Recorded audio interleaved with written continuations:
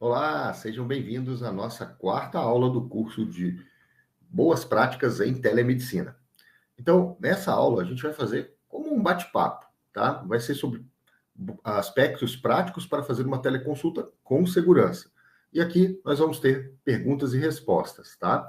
Também da forma como se fosse uma conversa, ok? Então, vem comigo que a gente vai iniciar essa aula aqui por um ponto muito importante que está na Resolução 2314 do Conselho Federal de Medicina e eu quero trazer esse ponto e reforçar com vocês, porque eu já falei em outra aula sobre isso, mas eu quero trazer um reforço aqui. Então, a resolução diz que o médico deve informar ao paciente das limitações inerentes ao uso da teleconsulta em razão da impossibilidade de realização de exame físico completo, podendo o médico solicitar a presença do paciente para finalizá-la.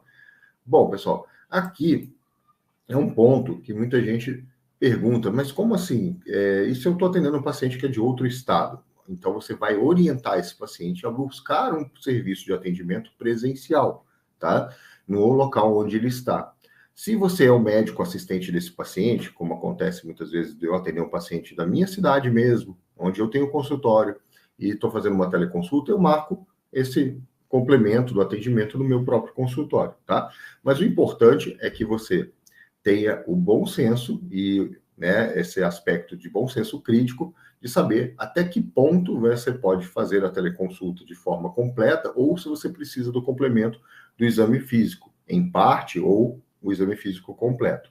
E um outro detalhe que eu quero trazer aqui para vocês é o seguinte: anota no prontuário, além de enviar o termo de consentimento livre esclarecido, que deve informar que a teleconsulta tem a limitação da ausência do exame físico, você também coloque isso no prontuário, tá? Faz até um texto pronto e sempre informa o paciente, quando iniciar uma teleconsulta, que a teleconsulta tem as limitações inerentes à falta do exame físico, tá? E que ele está ciente e que ele concorda com essa situação, tá? Então, ele já assinou lá no termo, ou fez o cheque lá no termo, deu ok, e você também deixou isso anotado em prontuário, porque o prontuário é o documento mestre, né, no caso de uma necessidade de você comprovar algo ou mostrar os registros do seu atendimento, tá certo? Então, vamos dar continuidade aqui. Na mesma resolução, resolução 2314 do CFM de 2022, é direito tanto do paciente quanto do médico optar pela interrupção do atendimento à distância, assim como optar pela consulta presencial com respeito ao termo de consentimento livre esclarecido pré-estabelecido entre o médico e o paciente. Então, mais uma vez, a gente tem aqui a figura do termo de consentimento livre esclarecido, para vocês verem a importância dele. E essa parte da resolução traz a autonomia, tanto do médico quanto do paciente, tá? De decidir e optar pela teleconsulta, ou ela completa, ou de forma parcial, tá? Então, é muito importante a gente seguir essas normas do conselho para fazer tudo certinho e registrar no prontuário. Então, por exemplo, se o paciente entrou na videochamada, né? Porque muita gente está atendendo, às vezes, por alguma empresa, para alguma operadora de saúde, e o paciente manifesta o desejo dele pela consulta presencial, anota isso em prontuário, faz um relatório e envia até para o paciente esse relatório, né? Coleta pelo menos alguma parte da queixa dele e faz o relatório colocando que o paciente deseja consulta presencial, tá? Então, isso é algo bem importante para você fazer e registrar também no seu prontuário.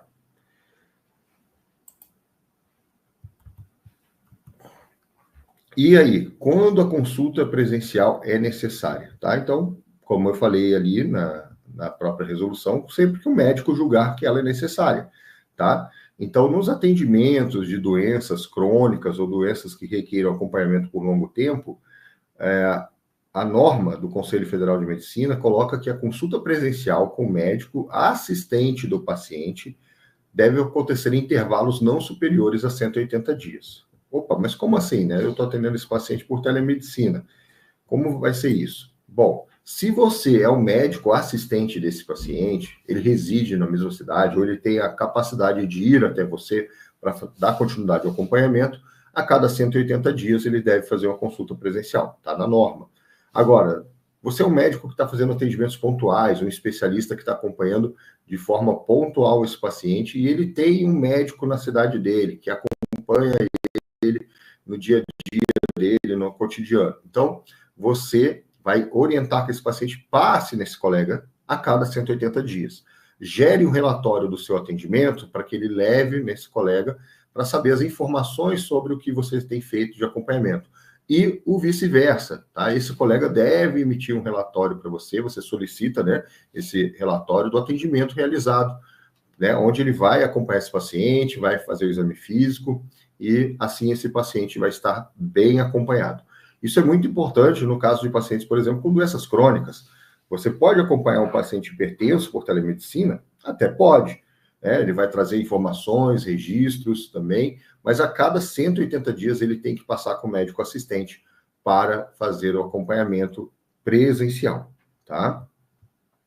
E isso também é importante você registrar no prontuário, tá? E colocar que esse paciente foi orientado para consulta presencial, a cada 180 dias ele deve fazer, ou, por exemplo, se você está acompanhando pacientes que vêm buscando prescrição de receitas de medicamento de uso contínuo, a cada 180 dias ele deve passar numa consulta presencial. Então, você também deve colocar essa anotação no teu prontuário e orientar esse paciente.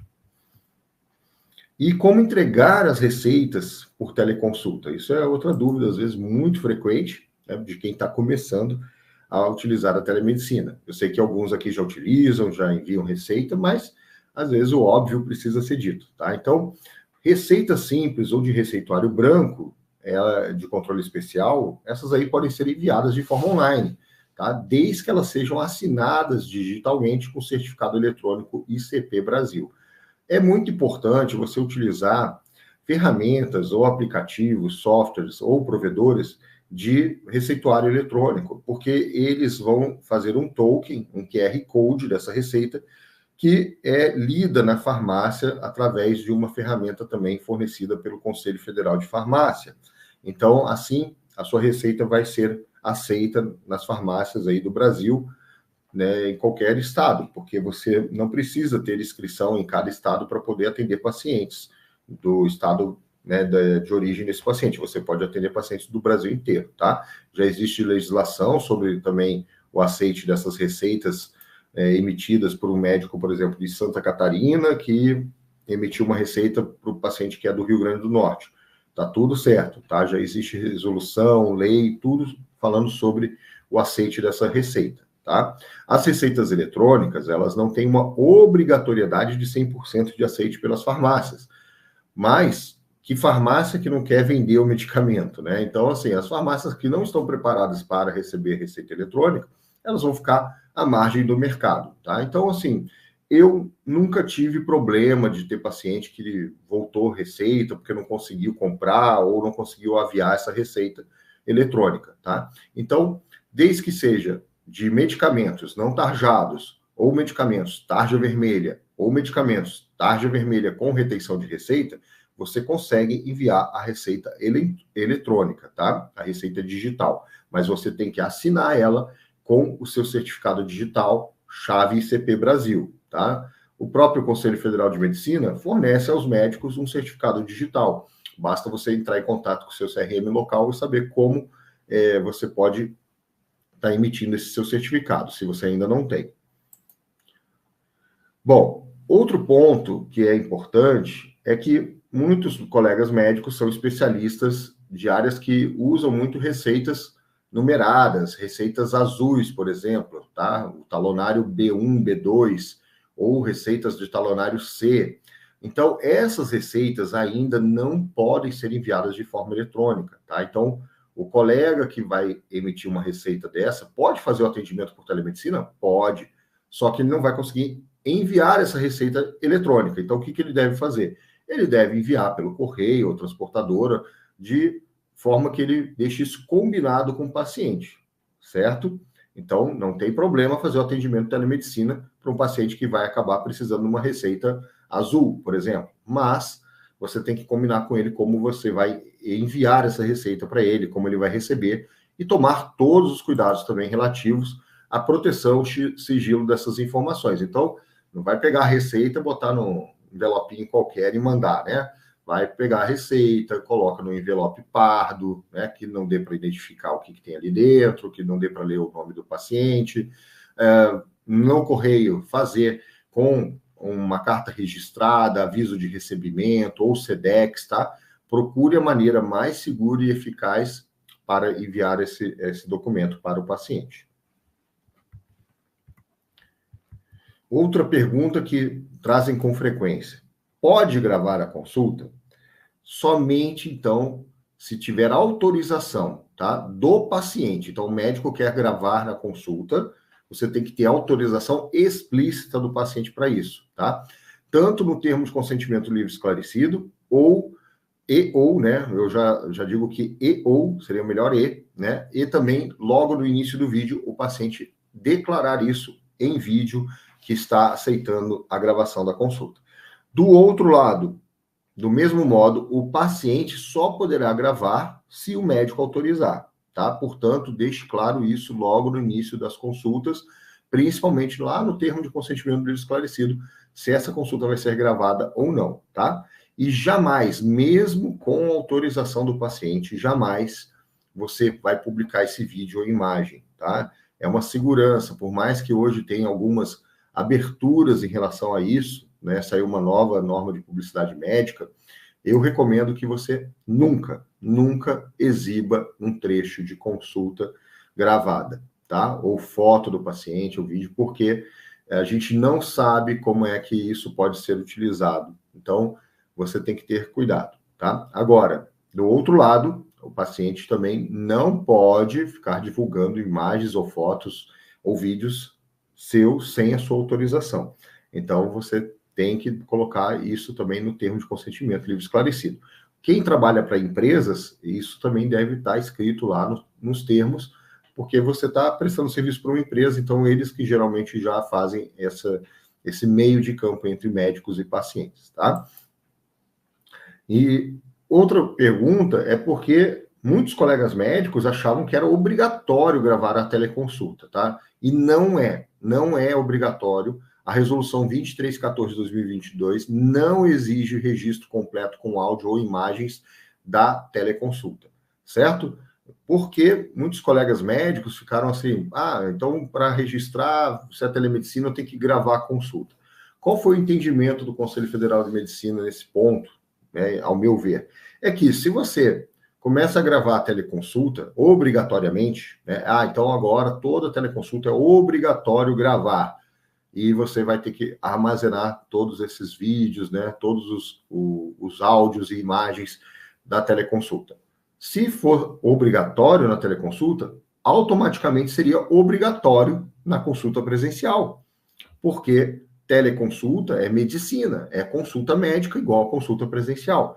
Então, imagine uma câmera dentro do consultório médico, sempre ligada, e você fazendo a tua atuação lá, o paciente entrando e sempre gravando. Seria assim, tá? Então, a gente sabe que isso pode tirar, vamos dizer assim, a naturalidade, o fluxo normal da relação médico-paciente. Então, esse foi o entendimento, tá? Então, não é obrigatório você gravar a teleconsulta, exceto, né, se você deseja, e o paciente também, aí pode ser gravado, e isso tem que estar em comum acordo entre as partes. Então, outra dúvida muito frequente é que qualquer médico pode realizar teleconsulta? Se você precisa ser especialista para fazer teleconsulta? Isso são perguntas frequentes que eu recebo. Qualquer médico pode realizar a teleconsulta, sim, tá? Desde que ele tenha inscrição no CRM, tá? Então, ele tem que ter pelo menos uma inscrição ativa no CRM, tá? E aí ele pode informar também, ele deve informar, tá lá na resolução que ele deve informar o seu CRM que ele usa a teleconsulta no dia a dia dele. Então, isso daí você pode fazer. Tem CRM que já fez até um formulário, né? O do Paraná fez o formulário. Mas, caso o CRM do seu estado não tenha formulário, informa via e-mail que você está fazendo teleconsulta. Manda para o e-mail geral do CRM, deixa registrado que você enviou, tá? Então, isso é um outro fator aqui para você cumprir todas as regras da norma da resolução 2314, certo? Então, são normas, a gente tem aqui as regras do jogo e a gente deve segui-las, tá?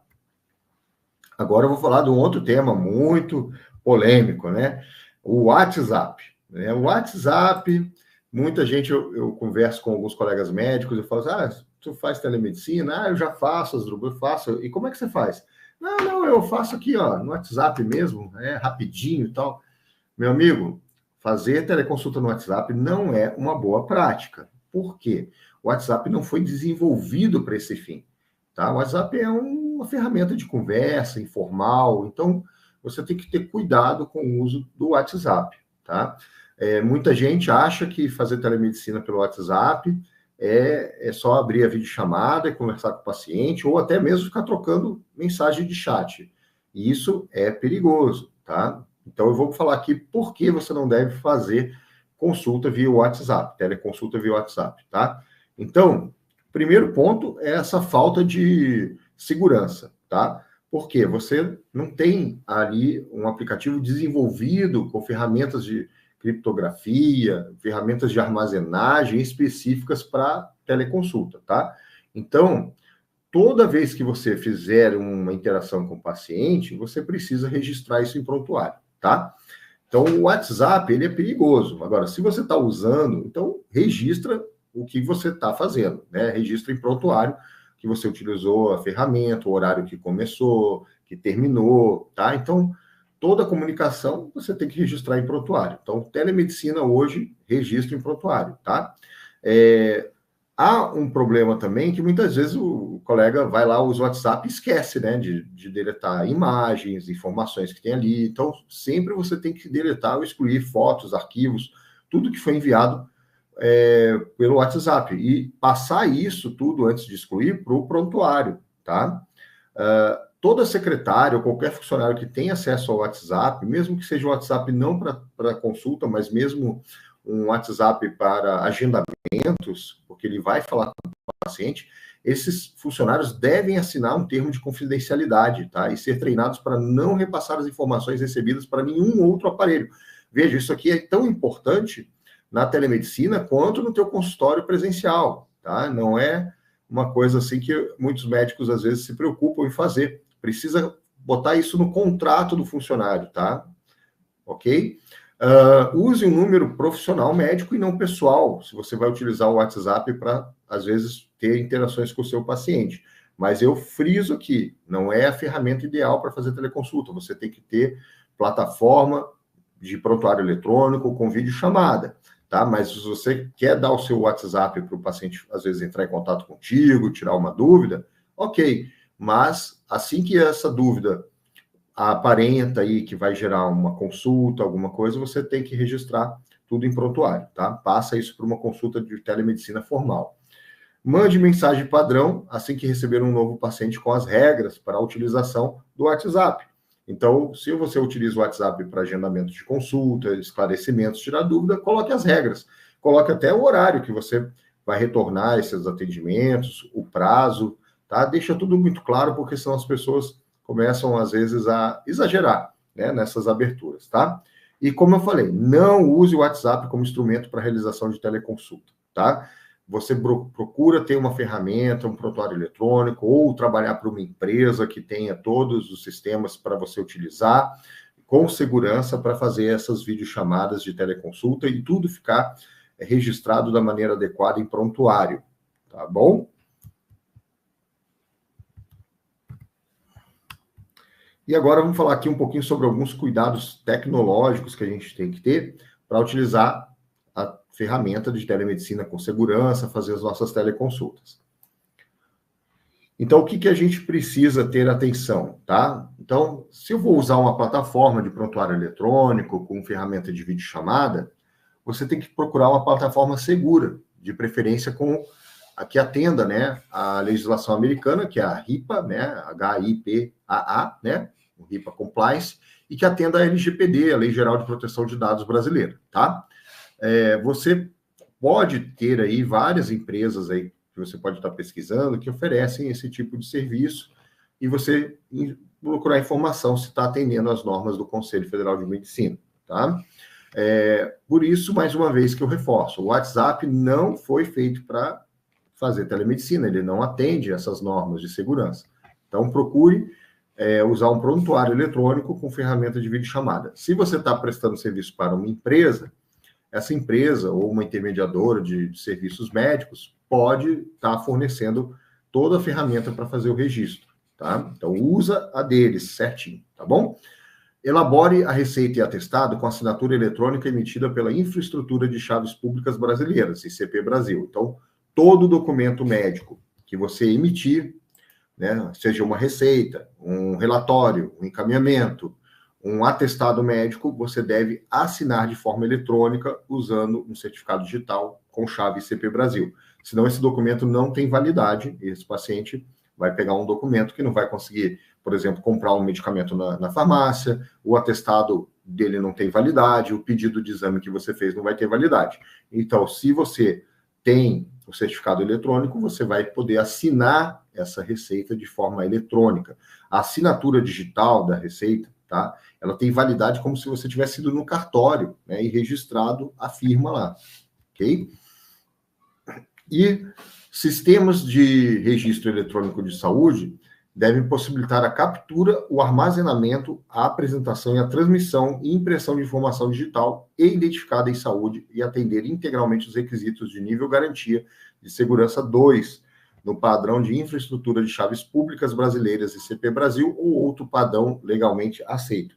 Então, isso aqui que os prontuários eletrônicos devem oferecer para que vocês estejam trabalhando com segurança, tá? Então, eu recomendo que quando você for buscar uma empresa, verifique essa situação aqui, se eles atendem esses critérios, tá? Então, essas siglas que eles têm que oferecer ali, né? O nível de segurança, né? NGS2, e também a questão da chave pública da ICP Brasil. Bom, os documentos médicos que você emitir, isso aqui é bem importante também, tá? Então, quando você vai emitir um documento médico, você vai emitir uma receita, antes você tem que verificar como é que está a formatação do cabeçalho e rodapé desse documento, tá? Então, nesse documento que você vai emitir, ele tem que ter esses seguintes itens que estão aqui. Então, os documentos precisam ter a identificação do médico, com o seu nome, o CRM e endereço, tá? Ah, mas eu só atendo por telemedicina. Que endereço que eu vou colocar ali? Você tem que ter um endereço físico.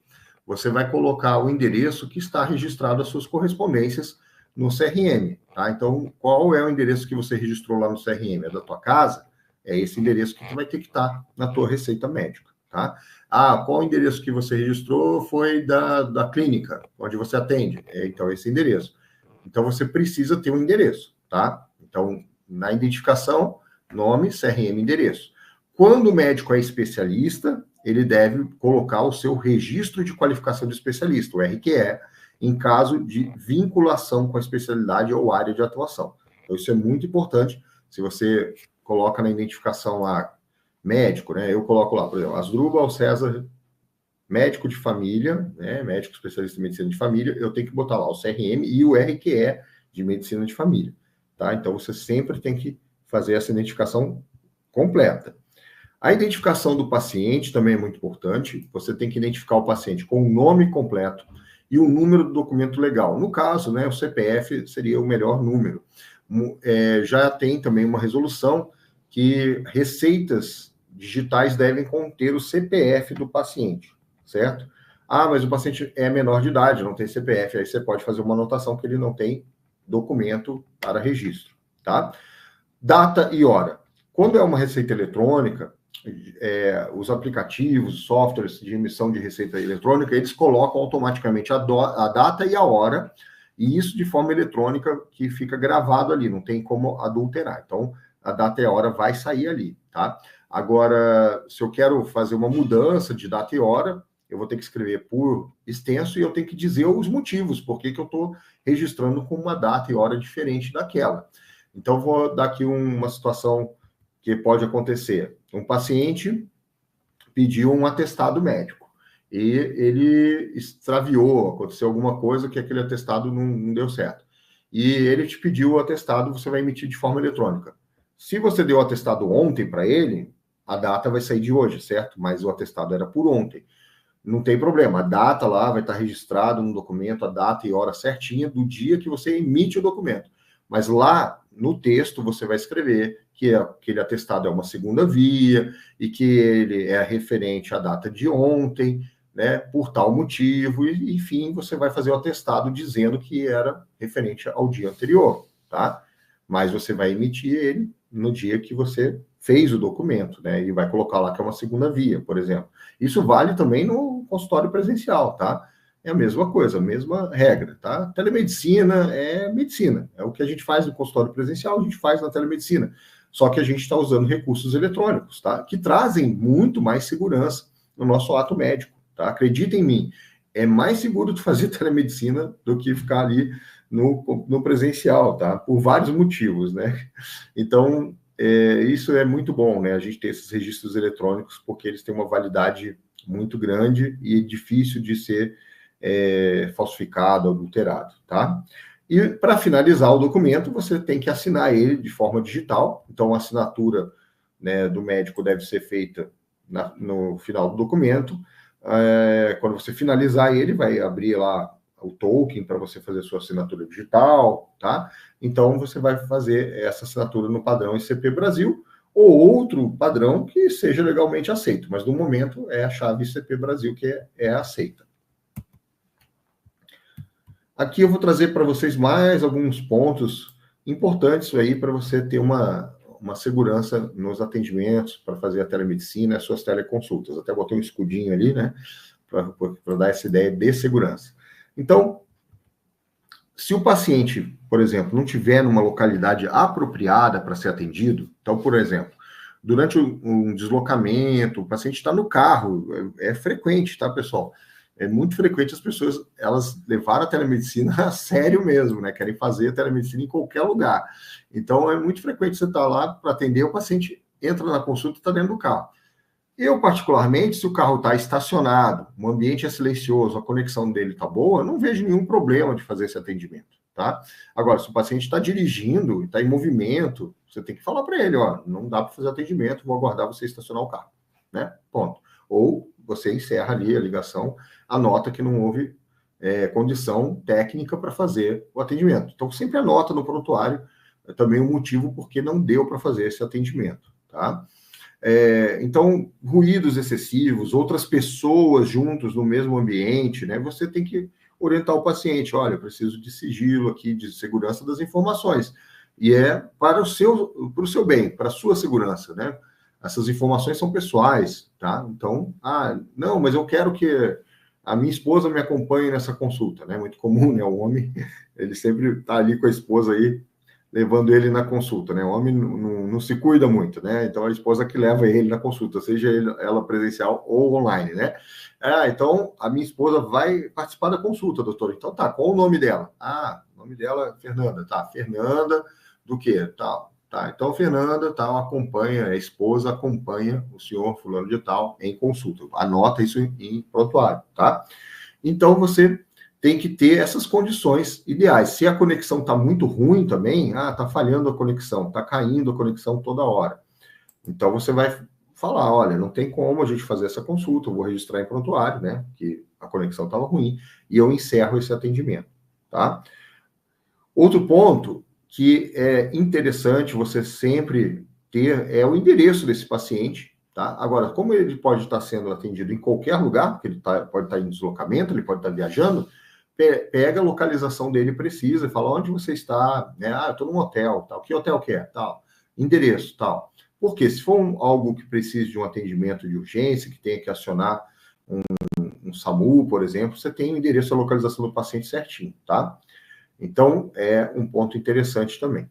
Pergunte ao paciente se ele está em um local privativo, seguro, né, sem ruído, como eu falei para vocês aí no início do slide, né, e sem chance de interrupção. Se ele tem filhos pequenos, cachorro, né, essas coisas, verifique se ele está num local que não vai ter problema ali de ficar atrapalhando o andamento dessa consulta. Afinal de contas, para fazer a teleconsulta, tem que ter tanta concentração ou mais até do que na consulta presencial, tá? Porque muitas vezes as pessoas, como tem essa facilidade da telemedicina, elas vão fazer a consulta da casa delas, né? Da sala da casa. Então, às vezes, você tem que falar, olha, tem um barulho externo, né? Tem um ruído aí da televisão, tem outras pessoas passando. Você poderia ir para um quarto, um local mais reservado? É só falar, né? Não tem que ter melindre, não, tá? Pergunta para o paciente também se ele está te vendo e ouvindo bem, tá? E você faz também esse feedback com ele, né? Faz algumas verificações se a conversa vai fluir de maneira adequada, porque você tem que estar ouvindo bem ele e ele tem que estar te ouvindo bem, tá? Então, se você vê que a imagem está travando muito, que está muito corte na fala, provavelmente a conexão está ruim, isso não vai ser bom para o seu atendimento, tá? E também, o caso dos acompanhantes, anota sempre quem que está acompanhando esse paciente na consulta. Quando eu vou encerrar o atendimento de telemedicina, também tem uma rotina, tá? É importante a gente ter uma rotina do pré-consulta, durante a consulta e o pós-consulta. Aqui eu vou falar um pouquinho dessa rotina de pós-consulta para você, tá? Então, antes de finalizar a teleconsulta e desligar, você tem que perguntar ao paciente se ele precisa de algum esclarecimento a mais, se ele possui alguma dúvida, se ficou tudo bem entendido. Você pode também fazer com que ele fale para você o que ele entendeu. Então, por exemplo, olha, você fez a prescrição, explicou para ele. E aí você pode perguntar, então, como é que você vai tomar esse medicamento? Ah, sim. Tá. Então, ele escutou direitinho, ele entendeu, tá tudo bem, tá? Então, você faz essa verificação.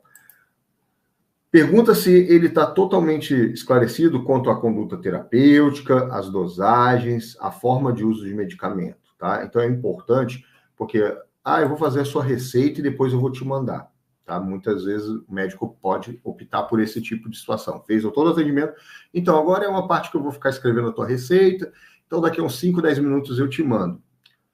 Pode ser feito assim? Pode, mas antes de fazer isso, você tem que falar item por item que você colocou na receita, ou vai colocar, e como ele vai utilizar esse medicamento para depois escrever, tá? Ou o que eu gosto mais, né? Porque depende do teu tempo também que você tem para esse atendimento.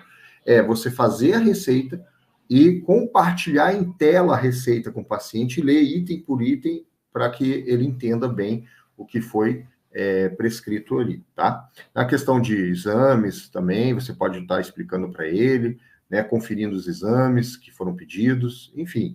É muito importante fazer essa conferência, tá? Deixar tudo bem esclarecido. Questione se o paciente se sentiu confortável em usar a teleconsulta. Isso é interessante, porque um paciente que se sentiu bem utilizando a teleconsulta vai utilizar essa ferramenta de novo, né? Então, você sabe que é um paciente que você pode ali estar cativando para ser o seu paciente, para você fazer teleconsultas com ele posteriormente por outras necessidades que ele possa vir a ter ou para acompanhamento de saúde, tá? Informe o paciente protocolo para o tratamento, riscos no caso de abandono, necessidade de retorno com indicação da data estimada. Esse ponto do retorno é muito interessante, porque muitos colegas médicos têm dúvida em relação ao retorno médico, tá? Então, assim, o retorno tem resolução específica do Conselho Federal de Medicina que traz que o retorno deve ser por motivo relacionado à primeira consulta. Então, por exemplo, se eu solicitei exames para o paciente, é obrigatório o retorno, tá? Por quê? Eu tenho que dar continuidade ao ato médico. Então, se eu solicitei exames, esse paciente tem direito a um retorno, tá? Então, muitos colegas médicos, não vou dar retorno, não quero dar retorno e tal. Você pode estar até cometendo uma infração ética, porque se você solicitou exames, uma solicitação de exames gera que você tenha que ver esses exames posteriormente. Então, é um retorno que você tem que dar. Agora, fiz a consulta e eu entendi que eu encerrei todo o meu ato médico nesta consulta, não há obrigatoriedade de retorno, tá?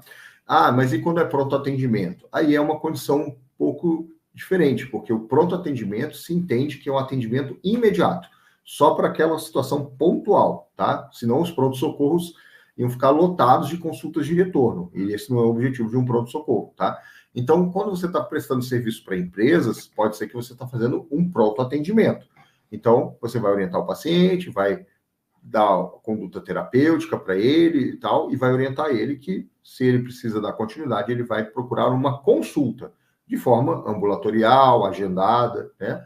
Então, ok. Então, o retorno é algo que tem que ser combinado entre médico e paciente, certo? E o prazo também deve ser estipulado pelo médico, tá? Muita gente fala, é até 30 dias, 21 dias. Esse prazo quem estipula é o médico em conversa com o paciente, tá?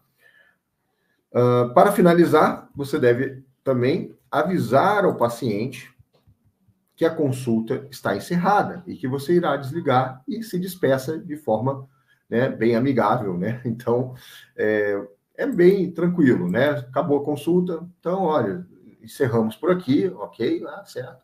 Então, muito obrigado, até mais, tchau, né? Pode dar um tchauzinho assim, normal, tá? Sorrisinho e pronto, encerra a consulta e aperta o botãozinho lá de desligar. Combinado? Então, ainda no pós-consulta, é muito importante fazer o quê? Né? Verificar o registro no prontuário físico ou eletrônico, as mensagens que foram encaminhadas antes da consulta também, você pode, se você quiser armazenar, é bom, né? Registrar se alguém acompanhou a consulta, como eu já falei, cópia de documento de identificação do paciente, isso aqui é muito importante. Então, é legal você ter aí todo o cadastro do seu paciente e uma foto, uma imagem de uma carteira de motorista, de identidade, tá? Com foto, isso seria o ideal para você também ter no registro do seu paciente, tá? Registrar a data e hora do início e término do atendimento. Quem usa prontuário eletrônico, isso é feito automaticamente, tá? Eles têm os logs que chamam, né? Então ele registra a hora que começou e a hora que acabou, tá? Mas se você está usando prontuário físico, você escreve isso também no prontuário físico, tá? E, se é prontuário físico, escreve que ferramenta você utilizou para fazer essa interação com o paciente. E, se o uso do prontuário eletrônico, você faz a assinatura digital ao finalizar o atendimento. Então, o prontuário eletrônico mesmo, ele trava tudo, né? Depois que você escreveu, ele trava, não tem como mexer mais. E aí você faz lá a tua assinatura eletrônica, né? Ele vai abrir um token lá e tu assina e aquele documento fica travado, não tem como mexer mais. É um registro muito seguro, tá? Então, eu sempre estimulo aos colegas que utilizem ferramentas desse tipo, porque o WhatsApp não faz isso, tá?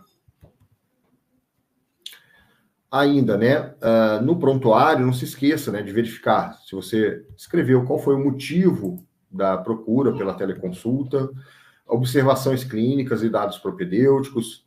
Mas não fiz exame físico? Sim, mas tem propedêutica. A anamnese faz parte da propedêutica, a inspeção por videochamada faz parte da propedêutica por telemedicina, tá? A coleta de informações com o paciente, né, dados que ele possa trazer para você, como se ele tem um aparelho de pressão em casa, um oxímetro de pulso, isso tudo são informações que você pode estar anotando, fazem parte da telepropedêutica, tá? Dados relevantes de exames diagnósticos complementares, identificação de encaminhamentos clínicos, então você anotar ou pedir o PDF dos exames para você analisar esses exames e anexar no prontuário dele, naquele atendimento, tá? Por isso que eu gosto do prontuário eletrônico, ele organiza tudo, né? Você recebeu os exames do paciente, você deixa lá numa pastinha dentro do prontuário dele, tá? Esses exames em PDF estão lá dentro do prontuário ligados no atendimento. Então, é muito prático, é muito mais seguro que o prontuário físico, tá? Dados em relação ao diagnóstico, né, as hipóteses diagnósticas ou o diagnóstico estabelecido, e a decisão terapêutica, orientações ou os encaminhamentos que você realizou nesse atendimento. Certo, pessoal? Então, esses são os cuidados que a gente tem que ter na pós-consulta, né? No final da consulta, verificar se está tudo registrado de maneira adequada no prontuário. E, pessoal, é isso. Nós estamos encerrando aqui a nossa aula 4 do curso de Boas Práticas em Telemedicina e deixo aqui o convite para quem quer acompanhar ali nas redes sociais, né? Eu deixo aqui o meu convite para vocês, para a gente manter uma conexão, tá? Então, @telemedicina.na.prática é o Instagram. E temos aqui também o nosso e-mail, e quem quiser me acompanhar no meu pessoal é Dr. Asdrubal César, né? Tá? Esse é o meu Instagram pessoal. E o canal no YouTube, um canal no YouTube, Telemedicina na Prática, faz a sua inscrição, ativa as notificações para receber sempre conteúdos atualizados sobre esse assunto tão fascinante que é a telemedicina, tá bom?